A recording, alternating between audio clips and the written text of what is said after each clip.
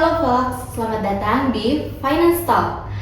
Bersama aku, Jiha Cesaria Metawati. Hari ini kita akan bincang-bincang tentang sebuah film legendaris yang dirilis tahun 2015 nih, yaitu The Big Short.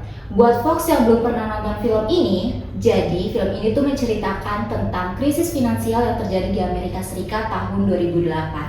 Dan terdapat sekelompok orang kecil yang memiliki naluri kuat bahwa jantung ekonomi AS itu sedang dipermainkan. Nah, menariknya lagi, film ini tuh menjelaskan konsep keuangan yang rumit, tapi dijelasin dengan cara yang fun, satir, dan juga relate sama dunia akuntansi nih. Maka dari itu, aku tidak sendiri, sudah hadir bersama aku 5 narasumber keren mahasiswa akuntansi dari Sekolah Vokasi PB University. Halo semuanya. Nah, sebelum kita mulai, boleh dong satu-satu menyapa Fox yang lagi nonton podcast ini. Halo Fox, perkenalkan nama aku Sarima Sofabila dengan NIM J0414241224. Halo Fox, perkenalkan nama aku Apika Nursari dengan NIM akhir 292. Halo Fox, perkenalkan nama aku Mutiara Naila dengan NIM J0414241011. Halo Fox, kenalin nama aku Trianisa Fasola Budiati dengan NIM J0414241115. Halo Fox, perkenalkan aku Teresia Romolo Samosir dengan NIM J0414241053. Oke, salam kenal semuanya dan terima kasih atas perkenalannya. Langsung aja kita bedah film The Big Short ini di kacamata mahasiswi akuntansi nih teman-teman. Aku mulai dengan pertanyaan pertama ya. Nah, kita kan ngikutin alur filmnya nih dari awal sampai akhir dan kita juga tahu kalau misalkan krisis finansial di AS ini cukup kompleks ya teman-teman. Nah, tapi yang jadi pertanyaan adalah sebenarnya dari sisi keputusan finansial sendiri tuh mereka lagi ngapain sih? Oke, jadi kalau setelah nonton The Big Short itu ya, jadi kita tuh dikasih tahu gimana sih keputusan-keputusan di dunia keuangan itu tuh mempengaruhi satu negara bahkan satu dunia gitu. Jadi ada 3 keputusan penting yang sangat berpengaruh, yaitu gimana cara bank membiayai usahanya, cara orang berinvestasi, dan gimana aset dikelola. Jadi yang pertama tuh keputusan pembiayaan. Jadi di film itu kan ada bank-bank besar tuh kayak Lehman Brothers, Bear Stearns tuh menggunakan pinjaman dalam jumlah sangat besar untuk membiayai kredit rumah yang beresiko. Jadi mereka tuh terus-terusan nambah utang yang tanpa mereka pertimbangkan kemampuan pasar untuk menahan beban tersebut gitu. Jadi akibatnya tuh pas pasar perumahan mulai turun dan bank-bank ini tuh nggak punya cadangan yang cukup dan langsung terancam bangkrut gitu. Nah, jadi ini tuh menunjukkan bahwa keputusan pembiayaan yang terlalu agresif bisa menimbulkan risiko keuangan yang sangat besar. Dan keputusan yang kedua yaitu keputusan investasi. Nah, jadi di sini kan muncul tokoh seperti Dr. Michael Burry, Mark Baum, dan 2 anak yang dari Cornwall Capital. Nah, mereka itu menganalisis data dan menemukan bahwa pasar perumahan tuh sebenarnya rapuh banget. Jadi mereka memutuskan untuk bertaruh bahwa pasar akan jatuh dengan membeli kredit default swap. Jadi kredit default swap itu kayak kebalikan dari yang bank-bank lakuin. Nah, jadi terus walaupun sempat dianggap aneh dan penuh resiko, jadi tuh tapi mereka tetap berani buat ngambil keputusan dan ternyata terbukti tepat keputusan mereka bahwa justru investasi itu tuh lebih menguntungkan daripada investasi yang dilakuin sama bank-bank gitu.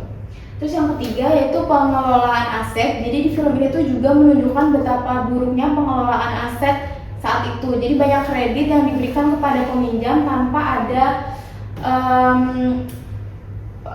penelusuran lebih dalam tuh. Jadi bank tuh nggak ngelihat orang yang ngambil kredit ke bank tuh mampu bayar dalam jangka panjang atau tidak. Nah, jadi lembaga rating juga tuh memberikan nilai aman pada aset-aset yang seharusnya tuh beresiko. Jadi sistemnya tuh kayak bom waktu. Mungkin dari luar tuh kelihatan aman dan terjamin, tapi lama-kelamaan tuh bisa meledak dan menyebabkan kolaps. Nah, jadi dari gabungan dari pembiayaan yang berlebihan, investasi tanpa analisis yang kuat, dan pengelolaan aset yang buruk tuh akhirnya menciptakan risiko keuangan yang besar. Kayak kredit macet terjadi secara massal, terus harga rumah jatuh, bank kehilangan likuiditas, dan akhirnya terjadilah krisis finansial 2008. Jadi kesimpulannya tuh di film The Big Short ini tuh kita dikasih gambaran bahwa keputusan finansial yang tidak bertanggung jawab tuh dapat menimbulkan dampak luas bukan hanya kepada lembaga keuangan tetapi juga kepada kehidupan jutaan orang. Itu sih. Oke, bagus banget. Mungkin ada pendapat yang lain? Oke, aku setuju banget sama Safa tentang gambaran mengenai tiga aspek tadi, yaitu ada keputusan pembiayaan, keputusan investasi, dan juga pengelolaan aset. Menurut aku tadi Safa tuh udah menggambarkan tiga aspek itu dalam film The Big Short tuh benar-benar detail banget. Cuman tuh aku ingin nambahin satu aspek penting aja. Jadi tuh ketiga aspek tadi itu dia akan menciptakan risiko keuangan itu kan. Nah itu tuh saling terhubung gitu loh. Jadi risiko keuangan itu tuh muncul karena ketiga itu. Nah, aku tuh bisa nyimpulin bahwa film itu tidak hanya menunjukkan kegagalan dari satu lembaga, tapi juga memperlihatkan bagaimana keputusan-keputusan finansial itu bisa berdampak luas terhadap stabilitas ekonomi dan masyarakat secara keseluruhan. Aku setuju banget sih sama yang tadi udah disampaikan sama Safa. Oke, sekarang kita lanjut ngomongin soal tokohnya nih. Ada peran di sini dia tuh kelihatan banget kalau tujuan finansialnya itu cukup jelas gitu, namanya Dr. Michael Burry. Nah, kira-kira di perannya ini tuh kira-kira dia ngejar apa sih? Apakah cuma ngejar cuan cepet atau lebih dari sekedar itu? Oke, kalau menurut aku itu kan si Dr. Michael Burry itu tujuan keuangan utamanya hedge fund yang dikelola oleh Dr. Michael Burry. Dan itu tuh bukan kayak sekedar memperoleh untuk keuntungan jangka pendek, tapi itu dia itu menghasilkan investasi yang emang manfaatnya bisa memanfaatkan kesalahan penilaian resiko lainnya gitu. Jadi kayak misalkan tuh Burry secara kritis tuh kan dia menganalisis data ya. Jadi di kredit perumahan dan bisa menyimpulkan tuh bahwa pasar subprime mortgage akan rumahnya itu, dan sementara institusi keuangan justru itu menilai instrumen tersebut aman. Padahal dari sudut pandang Dr. Michael Burry itu ada suatu celah yang dia lihat dari data tersebut itu nggak aman. Berdasarkan keyakinan ini tuh dia tuh kayak mengambil posisi short credit default swap dan bersedia menanggung kerugian sementara seperti kayak tekanan dari investor, terus serta liquidity cost demi kayak potensi payoff yang besar ketika asumsi pasar terbukti. Dan strategi ini juga menunjukkan bahwa tujuan finansial Burry itu berakar pada penciptaan nilai berbasis analisis fundamental dan manajemen resikonya itu, dan bukan pada pencarian laba cepat atau peningkatan profit periodiknya itu.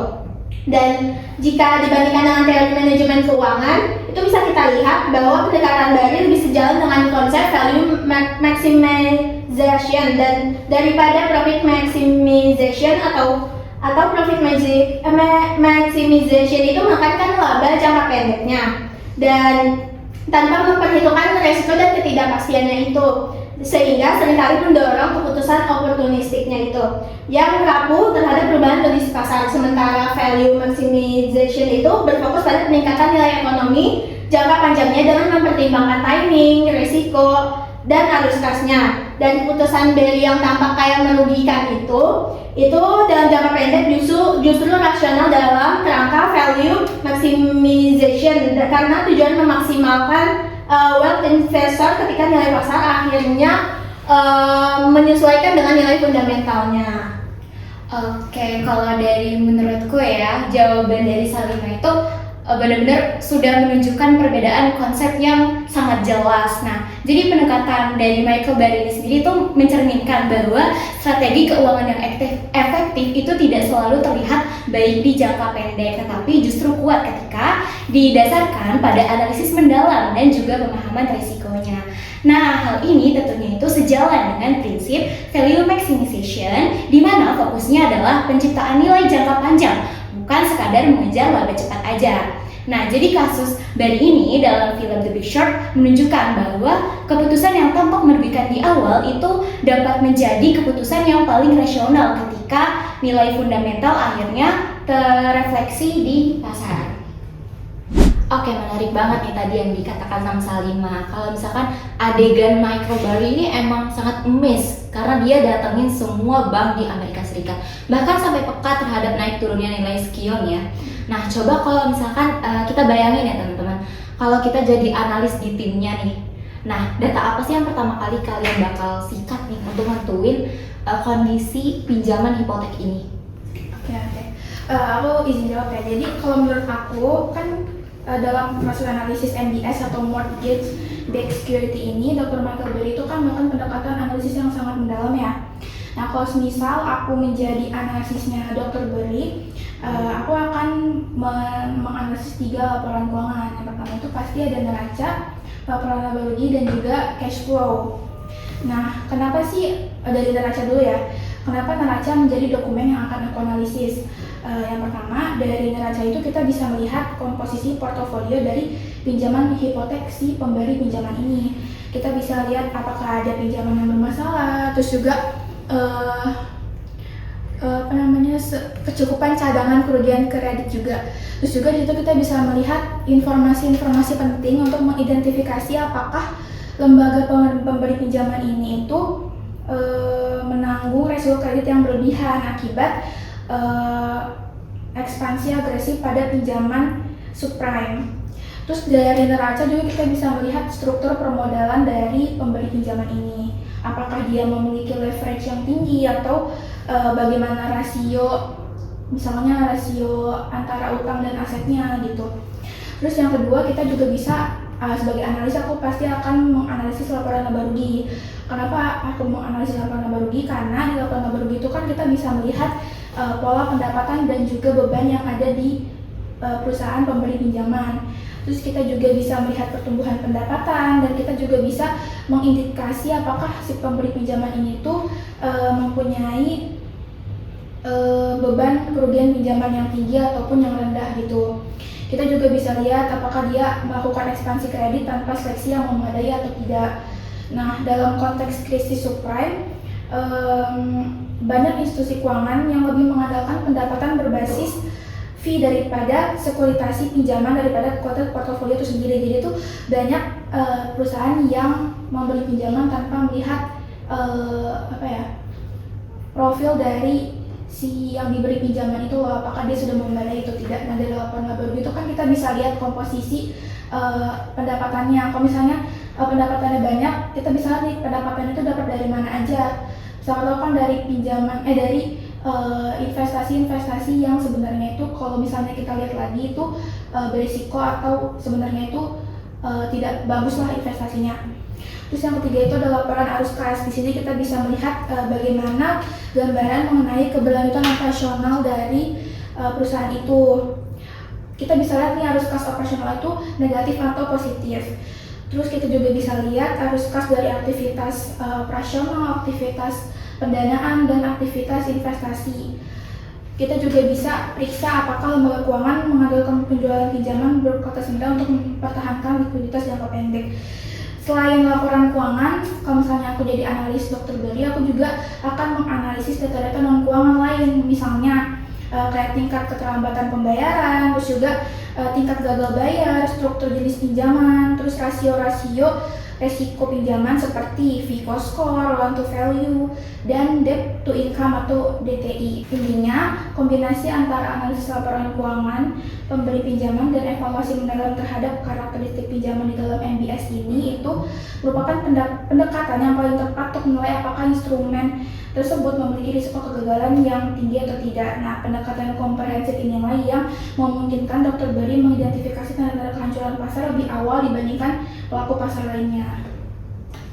Oke, aku izin menanggapi ya. Kalau menurut aku pribadi sama jawaban dari Naila, aku udah setuju banget karena inti dari jawabannya itu analisisnya tuh harus lengkap, mulai dari laporan keuangan seperti pinjaman neraca, laba rugi, arus kas, sampai data teknisnya kayak tingkat gagal bayarnya itu gitu. Dari jawaban Naila juga pendekatannya itu udah sama persis kayak Dr. Burry bekerja di film The Big Short itu. itu yang beliau itu tidak percaya oleh renting. Kan di setiap bank di filmnya itu kan selalu kedatangan untuk yang menilai bank itu baik nggak sih dalam bekerjanya. Nah, sebenarnya di dalam belakang itu udah terjadi obligasinya itu tuh nggak bagus, nggak baik, udah banyak peminjam-peminjam yang nggak mampu bayar. Tapi grafiknya tuh tetap naik karena apa? Ya ratingnya itu dikasih bagus terus dari si ini kan penilaiannya itu. Tapi dokter Bari itu nggak percaya. Dokter Bari langsung turun ke lapangan melihat individu orang-orang peminjamnya ini mampu nggak sih bayar, benar nggak sih obligasinya ini tuh bodong gitu. Jadi aku setuju banget sama jawaban kamu. Oke, bagus banget tadi jawaban dari Naila dan juga Teresia. Membahas tentang risiko gagal bayar nih. Kalau yang aku tahu, kalau risiko gagal bayar itu pasti ada dong angka-angka patokannya, ya kan? Dan tadi juga sempat disebut ada rasio. Nah, kira-kira rasio apa saja sih yang paling mengindikasi adanya potensi masalah gitu sebelum meledak? Oke, sebelumnya aku izin menjawab ya Jihan. Nah, jadi kalau misalkan kita lihat nih dari sisi keuangannya, penilaian risiko gagal bayar pada subprime mortgage itu sangat bergantung pada kemampuan lembaga keuangan membaca sinyal finansial dari rasio yang menggambarkan kondisi debitur dan juga kualitas kreditur secara keseluruhan. Nah, salah satu rasio paling penting itu adalah ada yang namanya debt to income ratio atau rasio DTI. Nah, rasio DTI itu adalah rasio yang membandingkan antara total kewajiban utang dengan pendapatan bulanan debitur. Nah, jika rasio ini tuh terlalu tinggi, ruang finansial debitur itu kan akan menjadi sempit. Nah, sehingga sedikit tekanan ekonomi aja itu dapat membuat mereka itu kesulitan dalam membayar cicilannya. Nah, pada periode sebelum krisis tahun 2008, banyak kredit tetap diberikan meskipun rasio ini tuh udah nggak layak. Nah, hal ini tuh terlihat dalam film The Big Short ini. Nah, ketika seorang analis itu ada menemukan debitur dengan pendapatan tidak stabil, tetapi tetap memperoleh beberapa hipotek sekaligus. Ini menunjukkan bahwa DTI itu sebenarnya sudah memberi sinyal risiko yang gagal bayar. Nah, selain rasio DTI, ada juga yang namanya loan to value ratio atau LTV, yaitu perbandingan antara jumlah pinjaman dengan nilai properti. Nah, jika rasio ini tuh terlalu tinggi, debitur itu kan hampir tidak memiliki penyangga ketika harga properti itu turun. Nah, pada masa sebelum krisis, kondisi tersebut itu diabaikan sehingga itu kreditnya itu tetap diberikan meskipun harga rumah sudah tidak wajar. Nah, di sini ada yang namanya masa bubble perumahan di Amerika. Nah, itu apa sih? Jadi kondisi itu tuh menggambarkan periode ketika harga rumah naik sangat cepat karena spekulasi, bukan karena permintaan nyata, sehingga pasar itu terlihat kuat padahal kenyataannya itu rapuh. Nah, jadi kerentanan itu muncul dari perubahan suku bunga pada adjustable rate mortgage. Nah, jadi banyak kredit dari subprime ini diberikan dengan bunga awal rendah yang kemudian meningkat tajam. Nah, karena porsi kredit jenis ini itu sangat besar, kenaikan bunga ini membuat cicilan debiturnya itu naik bersamaan dan memicu gagal bayar yang massal atau secara bersamaan. Nah, dalam film dianalisis oleh karakter Michael Burry ini menunjukkan bahwa riset bunga ini menjadi pemicu utama dari munculnya si krisis. Nah, selain itu juga ada yang namanya rasio delinquency. Nah, jadi rasio ini tuh menunjukkan persentase debitur yang mulai menunggak, yang juga menjadi sekaligus indikator awal tekanan finansial. Kenaikan tunggakan itu kan seharusnya menjadi peringatan, tetapi sering diabaikan sehingga instrumen kredit itu tetap dianggap aman. Nah, jadi dalam film ini tuh menurut aku bagaimana sih pengabaian tanda ini tuh menciptakan ironi besar di pasar keuangan. Nah, lalu secara keseluruhan kombinasi DTI yang tinggi, tadi rasio yang udah jelasin, terus juga ada LTV yang tinggi, terus porsi dari adjustable rate mortgage yang besar dan juga meningkatnya tunggakan itu menunjukkan bahwa pasar itu berada dalam kondisi yang sangat rentan tuh sebenarnya. Jadi The Big Short ini juga menggambarkan bahwa krisis ini tuh sebenarnya tuh nggak terjadi secara tiba-tiba, melainkan sebenarnya tuh ada sinyal finansial yang diabaikan atau dihiraukan. Karena itulah rasio keuangan itu menurutku punya peran penting dalam mendeteksi kerentanan sistem sebelum krisis itu bisa terjadi. Oke, aku juga pendapat sama Apika. Jadi tuh di film itu tuh kita bisa lihat kalau sebenarnya tuh udah banyak tanda-tanda bahwa udah ada krisis gitu kan, dari debt income ratio-nya, terus juga loan to value-nya atau LTV. Jadi tuh semuanya tuh udah menunjukkan tanda-tanda krisis. Cuma tuh emang orang-orang di film itu tuh pada mengabaikan tanda-tanda itu gitu. Tapi menurut aku yang penting juga tuh kita harus jelasin bahwa ketika rasio seperti debt income to ratio atau perbandingan uang dengan pendapatan atau loan to value ratio itu atau perbandingan pinjaman dengan nilai rumah rusak bukan cuma ada di beberapa orang, tapi kan itu terjadi di jutaan orang kan, di jutaan debitur sekaligus. Makanya itu langsung berubah jadi resiko sistemik atau langsung ngaruhnya tuh ke krisis satu negara gitu loh, bukan hanya di beberapa orang aja. Jadi bukan cuma masalah individu tapi sudah mengancam seluruh sistem keuangan. Akhirnya gagal bayar yang terjadi berbarengan itu memicu aset anjlok dan bank-bank juga pada goyah yang membuat krisis 2008 itu meledak gitu. Mungkin yang aku tambahin itu sih dari ulasan dari Apika tadi. Oke, berarti overall emang menunjukkan kalau film The Big Short ini emang keren banget sih.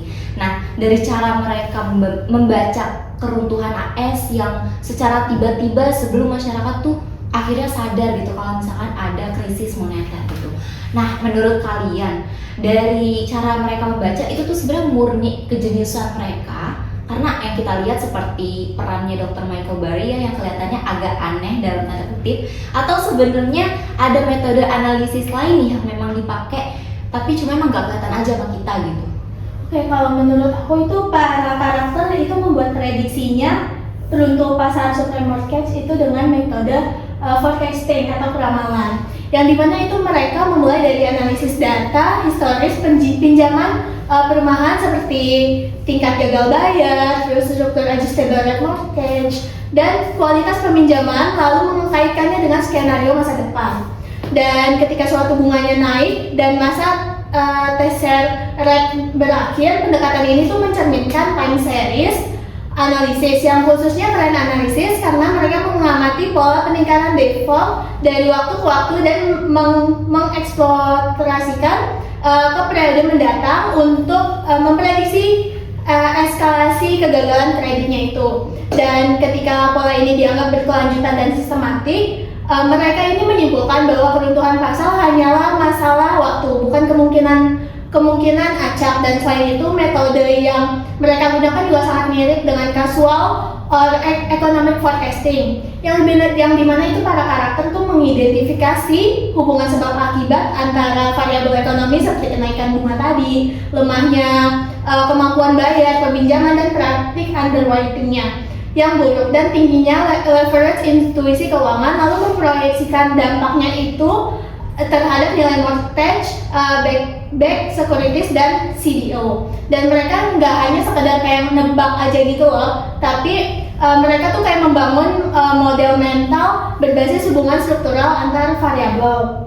Dan dalam beberapa adegan ini kan pendekatan ini tuh kayak diperkuat oleh skenario analisis mereka, di mana mereka mensimulasikan kondisi ekstrem ini kayak misalkan lonjakan default yang serentak itu, dan untuk melihat implikasinya terhadap sistem keuangan secara keseluruhan.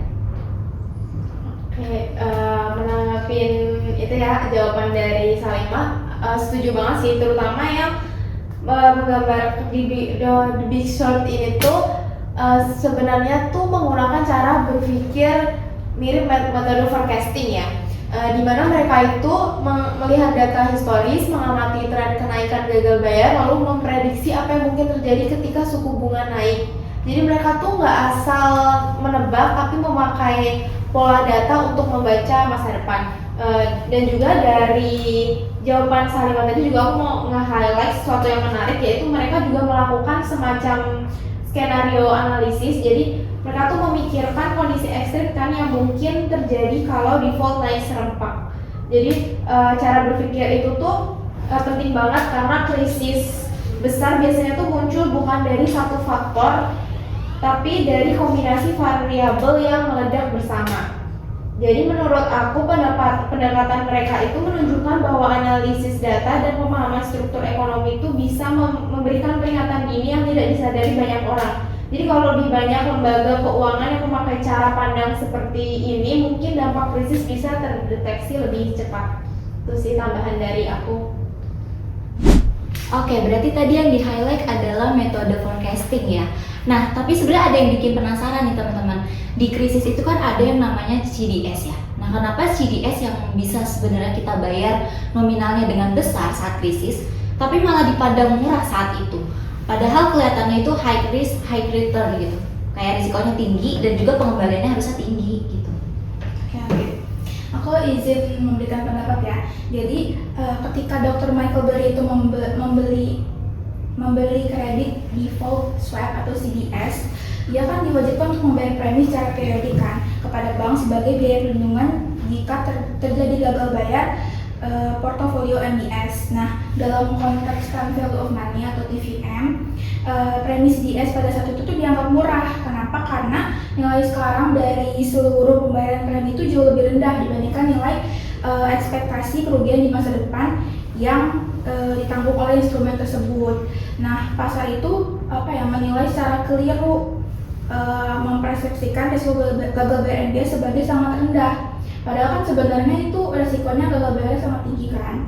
Nah, makanya tuh biaya premi dari CDS ini tuh dihargai seperti polis asuransi. Akibatnya biaya yang dibayarkan dari setiap periode itu memiliki nilai sekarang yang kecil ketika didiskontokan dengan tingkat bunga pasar.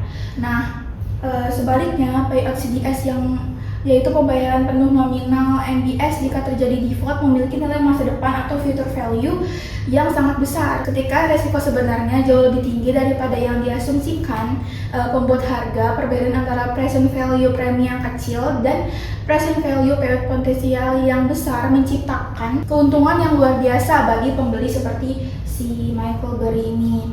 Dengan kata lain, berdasarkan prinsip time value of money, Burry hanya mengorbankan sedikit dari aliran kas kecil di masa kini untuk memperoleh aliran kas yang kemungkinan besar di masa depan. Ketidakseimbangan inilah yang membuat CDS itu jadinya kayak tampak murah pada saat itu. Meskipun secara fundamental pasar sedang mengabaikan risiko yang sedang tumbuh dan terakumulasi dalam portofolio hipotek subprime, secara keseluruhan harga CDS itu mencerminkan mispricing risiko di mana pasar mendiskon masa depan secara berlebihan dan gagal mengintegrasikan probabilitas keruntuhan yang sebenarnya, sehingga memberikan peluang arbitrase berbasis waktu bagi investor rasional seperti Michael Burry ini gitu. Sebenarnya penjelasan dari Naila mengenai hubungan CDS dengan time value of money tadi itu sudah sangat tepat. Tapi mungkin saya ingin menambahkan, itu keputusan Burry bukan hanya soal memprediksi krisis, tapi juga membaca bagaimana pasar gagal menilai nilai waktu dari uang. Jadi ini tuh kayak membuat strategi CDS-nya tuh sangat menguntungkan seperti arus kas kecil di masa kini ditukar dengan potensi arus kas besar di masa depan. Jadi pada saat probabilitas kejadian sebenarnya jauh lebih tinggi daripada yang diasumsikan oleh pasar. Seperti itu. Oke, berarti tadi CDS itu biar kelihatan murah itu kita mainin nilai mata uangnya ya. Nah, sekarang kita lihat dari sisi banknya nih, kan tadi kita lihatnya dari sisi investor, sekarang kita lihat dari sisi banknya nih. Mereka tuh kayak gali lubang sendiri nggak sih? Bisa jelasin gampangnya nggak? Mereka tuh salah di bagian mana deh? Oke, jadi izin jawab ya. Jadi dalam filmnya itu salah satu penyebab utama krisis itu adalah ketidaksesuaian antara pembiayaan jangka pendek dan aset jangka panjang yang dimiliki oleh bank-bank besar. Jadi bank itu beli aset jangka panjang seperti kredit rumah dan produk turunan berbasis KPR yang baru menghasilkan uang tuh dalam waktu bertahun-tahun. Tapi untuk membiayai semua itu tuh mereka menggunakan pinjaman jangka pendek yang harus terus diperpanjang setiap hari atau bahkan setiap minggu. Nah, selama pasar masih percaya sistem ini tuh tampak aman, tapi ketika mulai terlihat bahwa banyak kredit rumah yang akan gagal bayar itu menyebabkan kepercayaan investor tuh langsung hilang. Jadi investor dan lembaga keuangan itu berhenti meminjamkan dana jangka pendek kepada bank. Jadi di titik tersebut bank menghadapi masalah besar di mana mereka tuh nggak bisa menunggu aset jangka panjang menghasilkan uang, dan mereka juga nggak bisa menjualnya dengan cepat karena pasar sudah panik. Jadi akibatnya tuh bank kehabisan likuiditas dan runtuh dalam waktu singkat seperti yang terjadi pada Bear Stearns dan Lehman Brothers. Jadi kesimpulannya tuh ketidaksesuaian struktur pembiayaan ini membuat bank sangat rapuh. Begitu aliran dana jangka pendek terhenti, sistem langsung kolaps, dan hal inilah yang memperburuk krisis yang digambarkan dalam film The Big Short tersebut. Oke, setelah mendengar dari jawabannya Safa itu sendiri, menurut aku sih jawaban Safa itu udah tepat banget karena dia tuh menunjukkan inti masalahnya yang secara sederhana. Nah, jadi ketika bank itu mendanai aset jangka panjang dengan pinjaman jangka pendek, mereka itu jadi sangat bergantung nih pada kepercayaan pasar. Nah, begitu pendanaan jangka pendek itu berhenti, yang seperti digambarkan di The Big Short ini, bank itu kan langsung kehilangan likuiditas dan tidak bisa menyelamatkan diri karena asetnya itu tidak bisa dijual dengan cepat. Nah, dari sini itu kan terlihat bahwa kesalahan dalam mengatur likuiditas itu kan memang ikut mempercepat jatuhnya sistem keuangan. Oke, berarti dari penjelasan Safa dan Apika yang bisa kita ambil pelajarannya adalah bank itu jangan terlalu bergantung pada kepercayaan pasar ya, karena kan pasar fluktuatif ya jatuhnya. Nah, kalau misalkan kita rewind lagi nih kejadian di film itu, sebenarnya ada nggak sih sinyal-sinyal yang terlewat dan harusnya menjadi alarm bahaya dari awal banget? Oke, sebelumnya aku izin menjawab ya Jihan. Jadi kalau dalam perspektif aku nih, jadi krisis likuiditas parah itu kan melanda bank-bank besar menjelang tahun 2008. Nah, jadi kejadian itu tuh bukan sekedar insiden yang mendadak, tetapi merupakan hasil logis dari kegagalan sistematis dalam mengelola modal kerja perbankan. Nah, jadi likuiditas itu kan suatu kemampuan bank untuk memenuhi kewajiban jangka pendek tanpa adanya suatu kesulitan. Nah, jadi ada dua indikator yang penting nih, yang sebenarnya sudah menunjukkan peringatan dini karena langsung mencerminkan cara bank mengelola aset dan juga sumber dananya. Nah, indikator yang pertama itu kan adalah ada yang namanya loan to deposit ratio. Nah, jadi simpanan nasabah itu merupakan sumber dana jangka pendek yang paling stabil dan juga murah bagi bank. Nah, ketika rasio ini melonjak, artinya bank itu kan tidak lagi mengandalkan simpanan stabil tersebut dan beralih ke pendanaan pasar jangka pendek yang jauh lebih tidak pasti, seperti pinjaman antar bank. Nah, jadi pergeseran ini tuh menunjukkan bahwa bank itu mengorbankan stabilitas likuiditas demi mengejar keuntungan yang lebih tinggi. Oke, selain itu, jadi indikator yang kedua itu kan dapat terlihat nih dari struktur aset likuidnya. Jadi banyak bank itu kan mengurangi porsi aset yang mudah dicairkan dan menggantinya dengan aset berimbal hasil tinggi, tetapi sangat sulit untuk dijual cepat. Nah, terutama sekuritas berbasis hipotek beresiko. Nah, jadi akibatnya cadangan aset likuid ini kan menjadi sangat kecil sehingga bank itu kan tidak memiliki modal kerja yang cukup kalau terjadi penarikan dana yang besar-besaran gitu. Jadi kombinasi dari dua praktik tersebut itu akan menciptakan suatu jebakan dalam likuiditas. Nah, seperti yang ditunjukkan dalam film The Big Short kemarin, itu ketika pasar akhirnya menyadari bahwa nilai aset subprime yang menjadi dasar MBS tersebut itu sebenarnya udah rusak. Jadi kepercayaan di pasar antar bank itu sudah runtuh. Lalu pendanaan jangka pendek itu kan langsung menghilang. Tanpa kemampuan memperbarui pinjaman dan tanpa aset yang bisa dijual cepat, bank-bank ini kan akan mengalami yang namanya kegagalan likuiditas secara tiba-tiba, secara mendadak. Nah, situasi ini itu memperlihatkan bahwa kelalaian dalam menjaga kesehatan modal kerja dan likuiditas itu justru menjadi pemicu utama dalam keruntuhan yang sistemik. Oke, aku setuju banget sama jawabannya Apika tadi. Jadi kan tadi dari pendapatnya Apika udah menggambarkan bagaimana loan to deposit ratio dan juga struktur aset likuid itu sudah memberikan sinyal yang kuat sebelum krisis tersebut terjadi.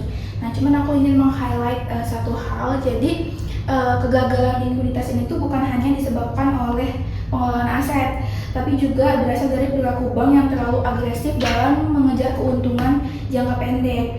Nah, ketika bank itu secara sadar memilih untuk mengurangi aset liquid demi imbal hasil yang tinggi, mereka sebenarnya sedang mempersempit ruang bernafas modal kerja mereka sendiri. Nah, begitu terjadi guncangan kecil seperti hilangnya pendanaan antar bank, struktur likuiditas itu langsung rapuh dan langsung runtuh dalam sekejap gitu.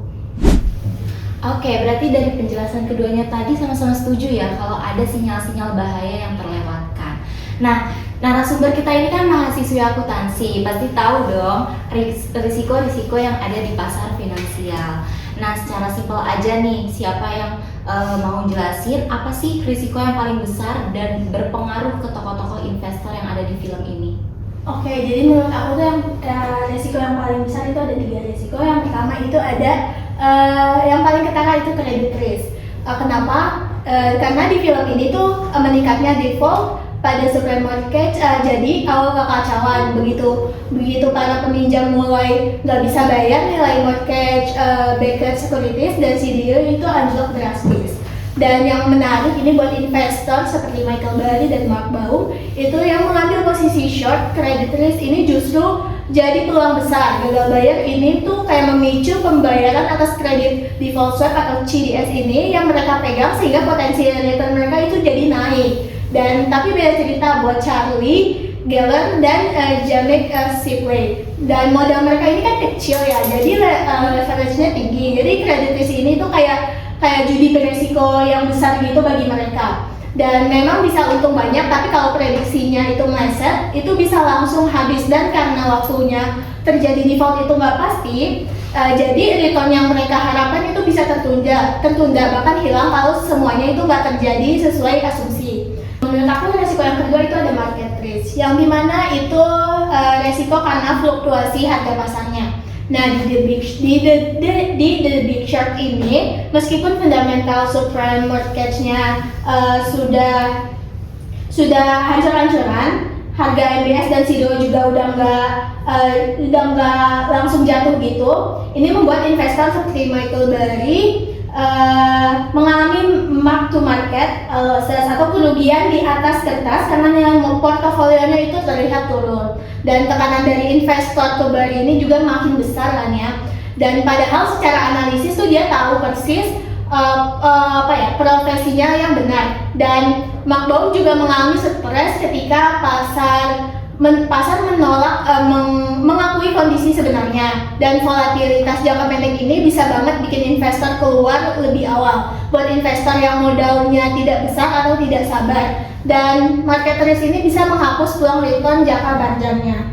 Dan selanjutnya itu yang ketiga ada liquidity risk, yang dimana risiko ketika instrumen keuangan sulit dibeli atau dijual dengan cepat tanpa mempengaruhi harga. Di film ini kan pasar untuk CDS dan CDO itu digambarkan sangat tidak liquid, dan apalagi mendekati krisis ini. Terus Michael Burry bahkan harus membatasi penarikan untuk investor-investornya karena modalnya terjebak dalam instrumen yang tidak bisa dicairkan dengan mudah. Dan selain itu Charlie dan Jamie ini juga menghadapi liquidity risk, yang dimana tuh risiko kalau institusi besar yang jadi lawan transaksinya nggak mampu memenuhi kewajibannya saat CDS-nya itu jatuh tempo. Jadi tapi uniknya tuh karena pasar ini tuh nggak liquid dan nggak banyak berani masuk, mereka tuh justru berpotensi dapat return yang sangat besar. Jadi menurut aku 3 resiko ini tuh dia berperan penting banget di film The Big Short ini.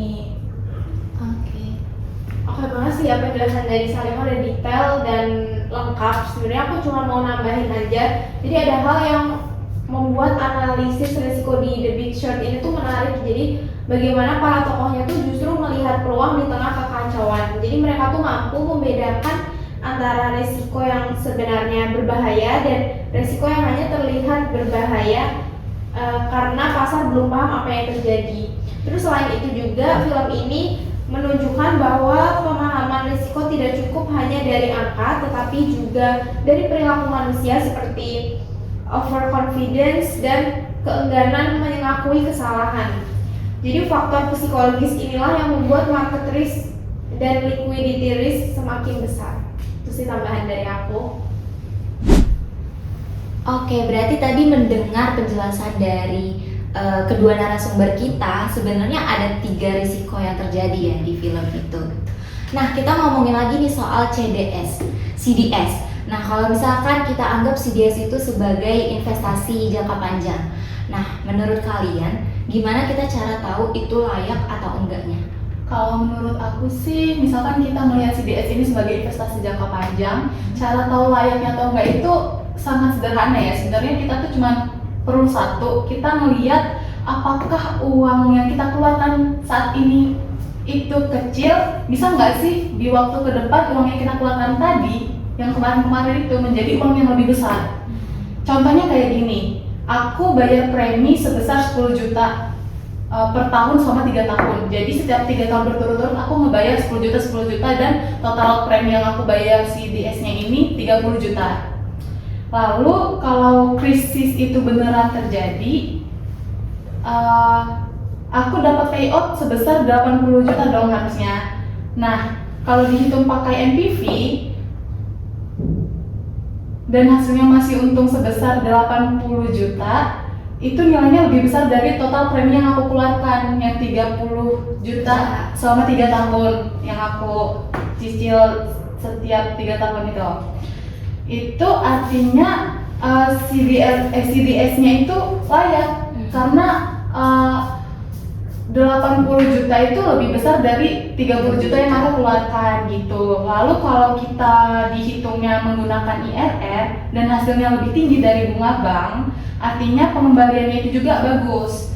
Jadi logikanya tuh simpel, kalau aku bayar lebih sedikit di awal dan potensi terimanya jauh lebih besar, maka CDS-nya itu termasuk kategori yang baik dan oke. Oke, aku setuju banget sama pendapat dari Teresia. Karena tuh dia kan menjelaskan tadi kenapa CDS terlihat visible secara finansial kalau dinilai pakai NPV sama IRR tadi kan. Dengan asumsi sederhana soal premi dan payout-nya. Logikanya itu jadi dipahami. Dan tapi yang perlu aku mau tambahin, kalau misalkan hitungan NPV dan IRR itu juga sangat bergantung pada asumsi bahwa krisisnya terjadi itu kan sesuai prediksi ya.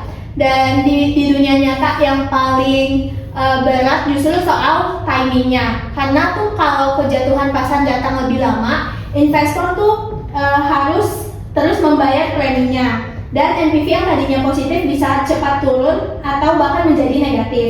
Lalu kalau soal IRR, meskipun angkanya bisa terlihat sangat tinggi, itu muncul karena satu payout besar itu di akhir dan bukan karena aliran keuntungan yang stabil. Jadi IRR ini di sini tuh belum tentu mencerminkan seberapa besar resiko yang sebenarnya ditanggung oleh investor. Tapi NPV dan IRR juga memang membantu sangat menjelaskan CDS tadi. Itu menguntungkan di atas kertas. Dan di film The Big Short ini keputusan untuk beli CDS itu lebih besar dari sekadar soal angka dan lebih ke keyakinan kuat pada analisis dan keberanian untuk menanggung resiko saat pasar runtuh. Sebenarnya kalau kita ngomongin tentang CDS ini sangat menarik ya dari tadi. Nah, terus kita juga tahu kalau misalkan krisis AS itu kan tadi kita melihat tuh sangat meledak banget ya di film. Nah, kalau kita perhatiin lebih jeli lagi nih teman-teman, saham bank kan anjlok banget ya. Nah, itu tuh karena emang kondisi fundamentalnya itu jelek, atau orang-orang kayak investor terus juga bank itu tuh emang karena panik rame-rame aja gitu.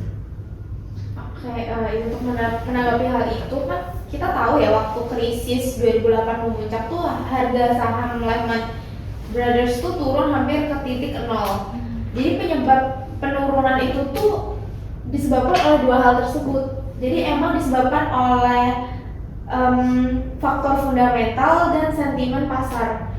Jadi dari sisi fundamental tuh masalahnya sudah terlihat jelas bahwa Lehman itu memegang banyak aset beracun seperti MBS dan CDO yang nilainya jatuh drastis saat kredit rumah mulai macet. Jadi aset mereka itu turun, modal ikut terkikis, dan dengan leverage yang sangat tinggi, sedikit penurunan dari nilai aset saja langsung menghancurkan ekuitas perusahaan. Dan juga ditambah mereka itu bergantung pada pendanaan jangka pendek. Jadi begitu pasar udah nggak mau lagi buat minjemin dana, Lehman ini kehilangan likuiditas dan terlihat semakin dekat dengan kebangkrutan. Jadi secara valuasi arus kas masa depannya tuh dianggap hampir tidak ada, sehingga nilai saham wajarnya tuh jatuh. Nah, kalau dari sisi sentimen, sebenarnya pasar saat itu tuh penuh kepanikan karena investor tuh melihat bahwa siapapun yang punya aset berbasis KPR pasti bermasalah.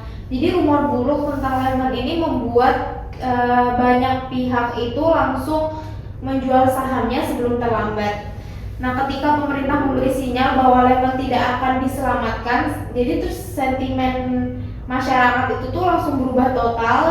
Semua orang tuh menganggap perusahaan ini pasti bangkrut dan terjadi panic selling yang menekan harga saham lebih cepat daripada perubahan fundamentalnya.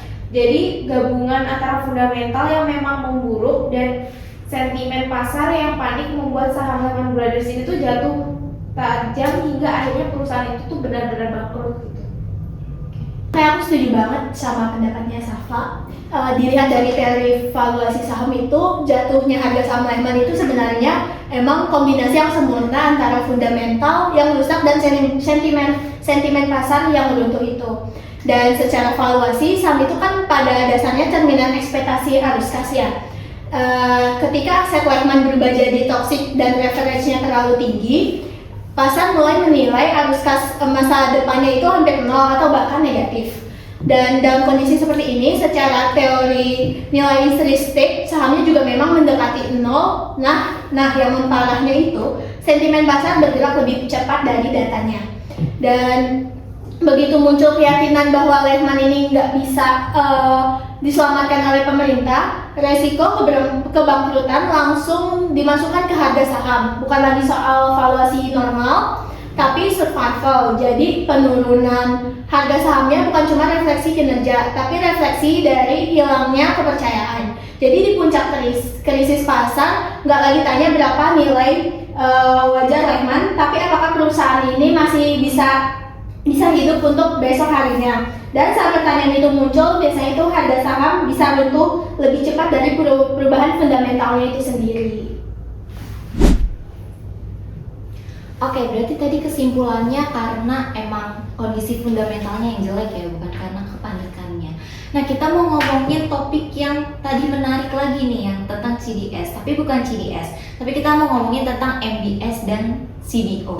Nah, dua itu kan canggih banget ya, maksudnya tuh kelihatannya sebenarnya aman, tapi sebenarnya kelihatannya tuh paling beresiko gitu. Kelihatannya aman tapi sebenarnya paling beresiko. Nah, prosesnya gimana sih bisa dibikin jadi bias gitu? Oke, buat menjawab pertanyaan itu, nah jadi sepemahamanku ya, dalam sistem keuangan modern, MBS dan juga CDO itu kan merupakan obligasi terstruktur yang dibentuk melalui sekuritisasi. Nah jadi itu tuh ketika banyak hipotek itu digabungkan dan juga diubah menjadi produk investasi yang baru. Nah proses ini itu kan akan membuat risiko kredit yang sebenarnya itu melekat pada debitur individu menjadi tidak terlihat. Nah, jadi ketika ribuan itu digabung hipoteknya, jadi kualitas setiap pinjaman itu kan seolah tuh akan bercampur sehingga investor itu tidak lagi melihat siapa saja sih debitur yang beresiko gagal bayar.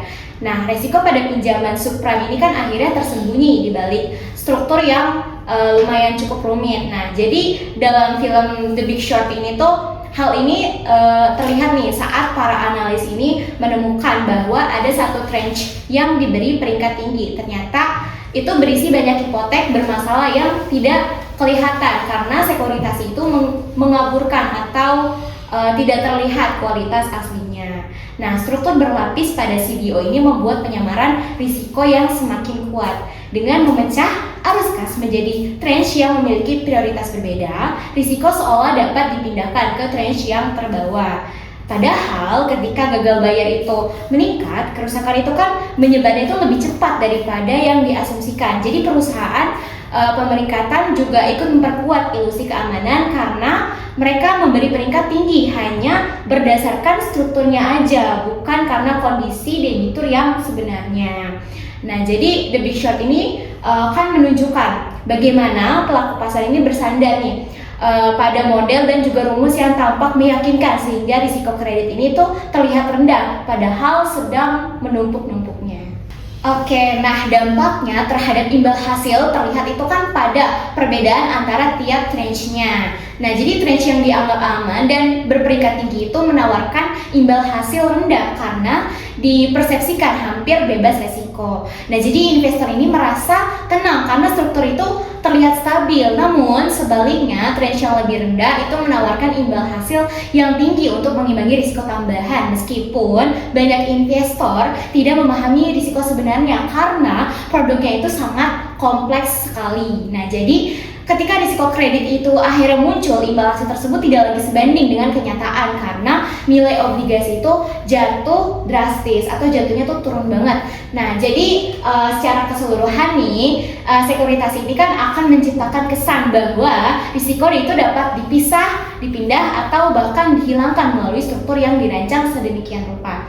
Nah, jadi seperti yang ditujukan dalam film The Big Short ini, jadi mekanisme ini justru membuat risiko sulit dilihat dan memperbesar dampaknya saat krisis terjadi. Nah, imbal hasil yang ditawarkan akhirnya itu kan tidak mencerminkan risiko real karena pasar itu terlalu percaya nih pada struktur yang tampak aman, tetapi sebenarnya pasar itu sangat rapuh.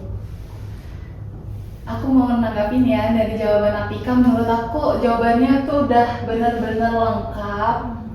Jadi udah benar-benar tepat. Jadi intinya sekuritisasi bikin risiko kredit seolah hilang karena pinjamannya itu jelek, tercampur dan udah tertutup sama struktur yang rumit.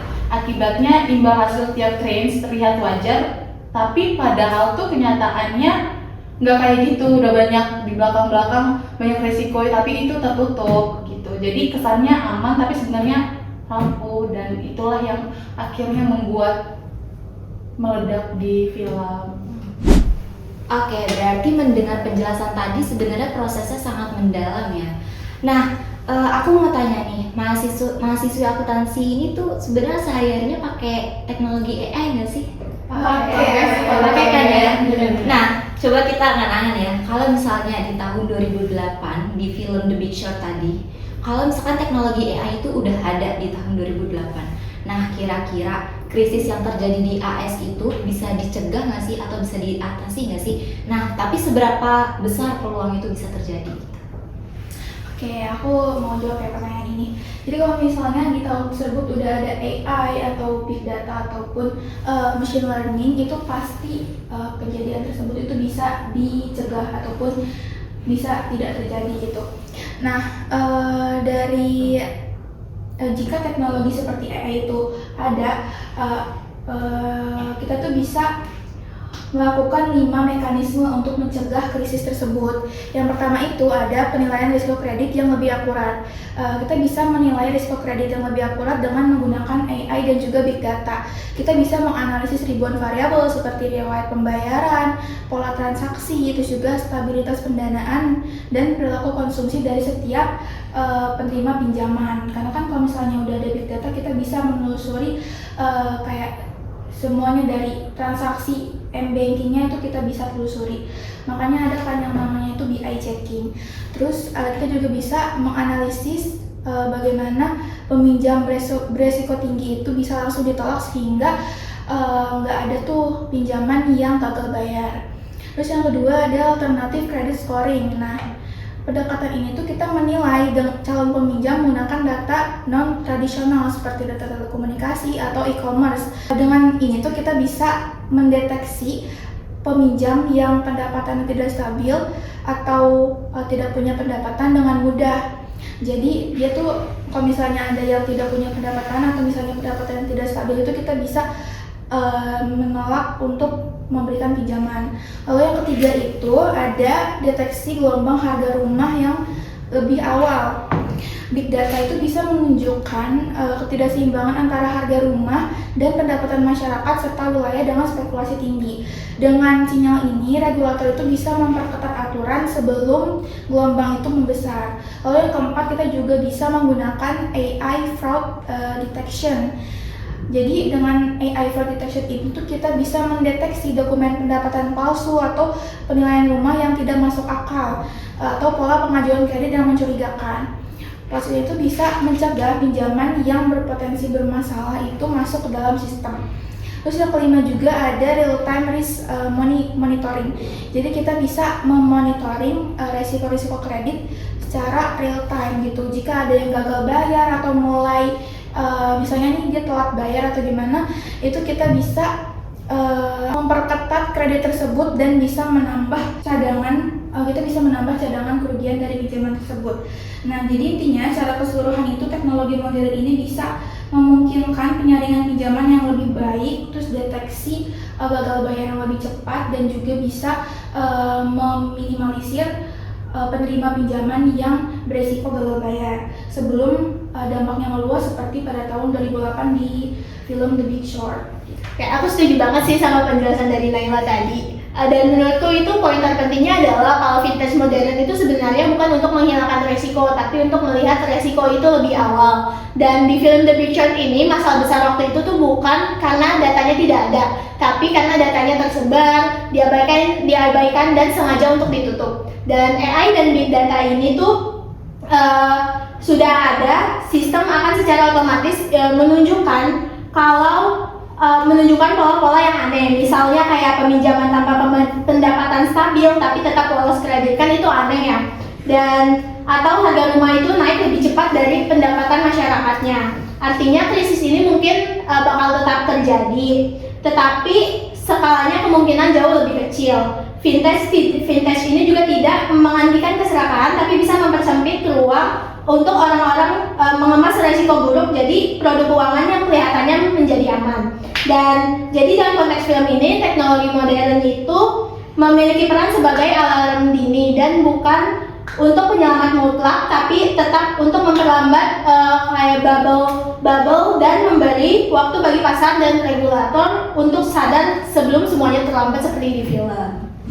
Oke, jadi begitu ya Fox. Kalau sekarang tuh berarti investor sama bank di tahun yang sekarang tuh sangat beruntung ya, karena bisa dibantu dengan teknologi AI kalau misalkan memang terjadi krisis yang serupa. Nah, sekarang kita masuk ke pertanyaan terakhir nih Fox. Dari semua huru hara yang terjadi di film ini, kira-kira ada nggak nih nilai moral atau etika yang paling penting dan relevan sama dunia sekarang itu apa? Oke, akhirnya kita masuk ke pembahasan nilai moral dan etika ya. Betul. Dari film The Big Short ini sebenarnya banyak banget pembelajaran yang bisa kita ambil. Terus mengajarkan bahwa ketika orang-orang di dunia keuangan hanya mengejar keuntungan tanpa memikirkan dampaknya ke khalayak ramai. Banyak orang yang bisa menjadi korban. Bank dan lembaga pemerintah tahu ada hal yang salah, tetapi mereka tuh diam dan nggak mau tahu gitu loh. Yang penting bank itu tuh dapat untung dari para investor, padahal obligasi yang dia berikan itu juga nggak bagus, nggak baik, kosong gitu. Dari film ini juga memperlihatkan bahwa sebuah keputusan tidak boleh hanya dilihat dari isi untung atau ruginya aja, tapi juga dari dampaknya bagi masyarakat luas. Untuk etika atau pesan moralnya mungkin kita itu harus berani dan jujur ya. Dari tokoh Dr. Michael Burry, yang dimana beliau itu adalah satu-satunya yang berani lihat fakta bahwa pasar perumahan bakal runtuh. Padahal semua orang bilang dia itu kayak gimana sih, aneh gitu, kamu aneh, kenapa kayak yang lainnya tuh gak ada yang percaya sama dia, kenapa dia memilih jalan sendiri gitu. Jadi ada satu titipan nih, banyak yang salah jalan tapi merasa tenang karena banyak teman yang sama-sama salah, dan beranilah menjadi benar meskipun sendirian. Itu kayak itu sih tanggapan aku. Aku setuju banget sih sama jawaban dari Uli. Nah, karena dari perspektif aku sendiri nih, jawaban Uli itu udah menggambarkan banget nih dari pesan moral The Big Short dengan sangat jelas, terutama soal bagaimana itu krisis itu terjadi bukan hanya karena faktor ekonomi, tapi juga karena kegagalan etika. Oke. Jadi film ini tuh memang menunjukkan bahwa keputusan yang didorong keserakahan dan juga kurangnya transparansi itu ternyata bisa berdampak ke banyak orang, ke jutaan orang, bukan hanya ke para pelakunya aja. Nah, aku juga setuju kalau dilema moral para tokoh ini kan memberi gambaran bahwa tanggung jawab sosial itu emang kompleks ya, jadi tidak sesederhana itu dan tidak selalu hitam putih. Nah, jadi secara keseluruhan poin-poin yang udah dijelaskan tadi nih sangat relevan untuk mengingatkan kita juga nih bahwa integritas dan empati itu tetap jadi fondasi paling penting dalam praktik keuangan yang modern. Wah, setuju banget nih dengan pendapatnya Apika dan juga Teresia. Jadi banyak banget insight yang bisa kita ambil ya, mulai dari analisis resiko sampai dengan pentingnya integritas seorang manusia. Nah, Fox, film The Big Short ini memang bikin kita mikir ulang bahwa keputusan finansial itu bukan cuma hanya soal angka, tapi juga soal manusia dan juga dampaknya terhadap sosial, seperti itu. Last but not least, aku pengen tahu nih tokoh favorit dari masing-masing narasumber dan kasih tahu alasannya kenapa sih milih tokoh favorit itu gitu. Boleh dimulai dari Salima? Oke, kalau tokoh favorit aku sendiri itu Dr. Michael Burry. Itu kenapa Dr. Michael Burry itu menjadi tokoh favorit aku? Karena menurut aku tuh dia benar-benar berani beda. Berani beda di sini tuh dia bukan ke arah yang buruk, tapi tuh dia berani beda mengambil suatu keputusan dengan berdasarkan data-data yang dia lihat, dan dia juga orangnya sangat analitis, terus kritis juga. Terus Dr. Michael Burry itu juga dia kayak kuat banget pendiriannya dia. Kalau dia tuh emang kayak benar gitu loh, kayak keputusan dia itu benar untuk investasi tentang keuangannya itu. Oke, kalau dari aku sendiri sih sama ya kayak Salima, tokoh favoritku di film The Big Short ini adalah Dr. Michael Burry, karena menurutku beliau itu adalah seorang tokoh yang visioner dan juga memikirkan ke arah masa depan, dan beliau juga itu berani mengambil resiko gitu, meskipun orang-orang di sekitar itu menganggap dia itu tidak logis gitu, tapi beliau tuh benar-benar berani mengambil resiko, dan itu menurutku sikap beliau itu patut kita contoh dan kita terapkan dalam kehidupan kita. Oke, kalau karakter favorit aku sebenarnya itu juga Dr. Michael Burry, cuman biar beda. Sebenarnya aku juga punya karakter favorit lain, itu ada Charlie dan Jenny. Kenapa aku suka sama mereka itu karena mereka kan sebenarnya tuh masih muda ya, dan mereka tuh baru banget belajar investasi. Cuman mereka tuh orangnya itu sebenarnya masih naif, cuman mereka tuh mau mencari tahu dan juga ambisius. Nah, mereka yang tadinya awalnya belum tahu apa-apa atau bisa dibilang masih anak bawang, tiba-tiba mengetahui bahwa pasar itu kan mau anjlok gitu. Dan itu menurut aku keren banget sih, Charlie dan Jenny itu. Jadi aku suka banget sama karakter mereka berdua. Oke, jadi kalau karakter favorit aku sih Mark Baum ya. Jadi kita tahu ya, Mark Baum itu tuh manajer investasi yang super kritis dan skeptis. Terus juga kalau kita nonton film itu dia suka kayak marah-marah dan sensi kalau udah membahas tentang investasi nih. Nah, tapi tuh ada satu hal yang bikin aku respect dan suka banget sama Mark Baum itu adalah beliau tuh punya kepekaan tinggi terhadap ketidakadilan di sistem keuangan.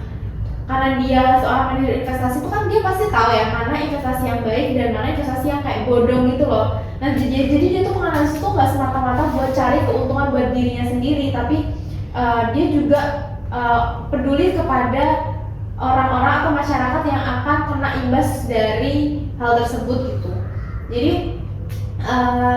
Baum itu tuh walaupun di ending dia mungkin menang secara finansial, tapi beliau tuh juga merasa kecewa secara moral karena akibat dari krisis moneter itu ya jadi semua masyarakat tuh dirugikan gitu. Iya, betul. Kalau aku sama seperti Apika dan juga Salma, favorit aku itu Dr. Michael Burry. Kenapa ya, udah disebutin juga sama mereka juga kan, beliau orang yang teliti, berani, terus jujur juga gitu. Oke, berarti beda-beda ya tokoh favoritnya. Nah, kalau dari aku sendiri mungkin aku setuju sama Salva. Kalau aku tokoh favoritnya Mark Baum, karena memang ketidakadilan itu kan susah ya untuk ditegakkan, apalagi di zaman sekarang. Jadi melihat karakter Mark Baum ini sepertinya sangat dibutuhkan di zaman sekarang, seperti itu. Oke, terima kasih teman-teman mahasiswi atas obrolan seru kita pada hari ini, karena bukan cuma hiburan tapi memberikan insight dari perspektif baru tentang dunia keuangan kepada Fox kalian. Oke, segitu dulu Fox, sampai jumpa di next podcast. Aku Jihan pamit undur diri. Terima kasih juga kepada mahasiswi akuntansi. Terima kasih kalian. Iya. Dan buat yang nonton, see you, bye bye.